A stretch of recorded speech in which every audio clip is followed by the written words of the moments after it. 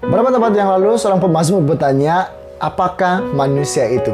Agak menarik karena soalan ini masih hangat diperkatakan pada abad ke-21 yang sudah semakin modern ini. Adakah kita hanya hewan yang dimuliakan? Adakah kita hanya hasil tindak balas dari gabungan pelbagai molekul kimia? Atau kita lebih daripada itu? Siapakah saya? Siapakah saudara? Persoalan tentang identiti kita menjadi asas kepada semua perkara yang kita lakukan dan yang kita bakal jadi. Jawaban terhadap identiti kita ini mempunyai pengaruh yang besar kepada pandangan kita terhadap diri kita, pilihan serta tujuan hidup kita. Untuk orang Kristen adalah penting bagi kita untuk memahami apa kata Alkitab tentang manusia. Di dalam Kejadian 1 ayat 26-27 dikatakan di sana bahwa kita diciptakan oleh Allah menurut gambarnya. Tiada dalam bahagian Alkitab yang mengajarkan bahwa seluruh makhluk di alam semesta maupun manusia terjadi secara kebetulan. Tetapi kita diciptakan oleh Allah dengan tujuannya yang tersendiri. Adam merupakan manusia pertama yang dicipta menyerupai Allah. Manusia pertama dipanggil Adam, yang berarti manusia dalam bahasa Ibrani. Kemudian Allah berkata, tidak baik manusia hidup seorang diri. Dan untuk melengkapi lelaki, Allah telah membentuk perempuan untuk dijadikan pembantu Adam. Manusia adalah ciptaan yang unik berbanding dengan ciptaan yang lain. Manusia diciptakan untuk menakluk dan berkuasa ke atas ciptaan Tuhan yang lain. Manusia dibezakan dengan ciptaan yang lain berdasarkan 3 aspek. Yang pertama, manusia mempunyai perasaan malu. Dan yang kedua, manusia mempunyai kebolehan untuk berpikir dengan bijak dan waras. Yang ketiga, manusia memiliki moral dan rohani.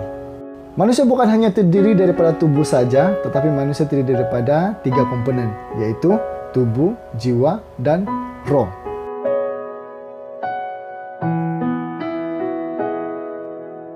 Pertanyaan ini tidak bermaksud bahwa kita mempunyai persamaan fisikal dengan Allah. Alkitab mengajar bahwa Allah adalah roh dan tidak memiliki bahagian tubuh seperti manusia. Rupa Allah dalam manusia merujuk kepada kepribadian. Manusia mempunyai kepribadian yang bebas dan rasional seperti Allah, boleh membezakan yang baik dan yang jahat. Pada awalnya, manusia adalah suci dan kecenderungannya adalah mendekati Allah. Pada penciptaan, manusia tidak cenderung untuk melakukan dosa.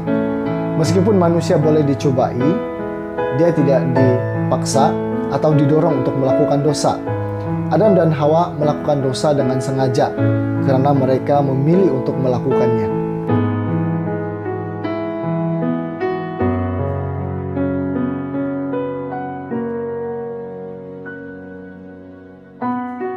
Allah mungkin dapat menghalang kejahatan dari memasuki dunia kita. Tetapi sekiranya Dia berbuat demikian, kita tidak akan mampu serupa dengan Allah atau menjadi manusia yang mempunyai kebebasan untuk membuat pilihan.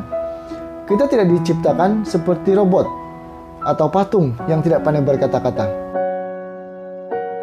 Melalui Kristus, kita bukan sahaja diampunkan dari dosa-dosa pribadi kita, malah kita juga menerima sifat yang baru.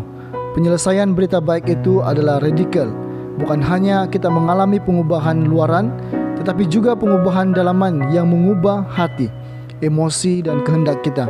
Allah telah membuat peruntukan penuh dengan mengorbankan Kristus supaya kita dapat terlepas daripada penghakiman dan memiliki hidup baru.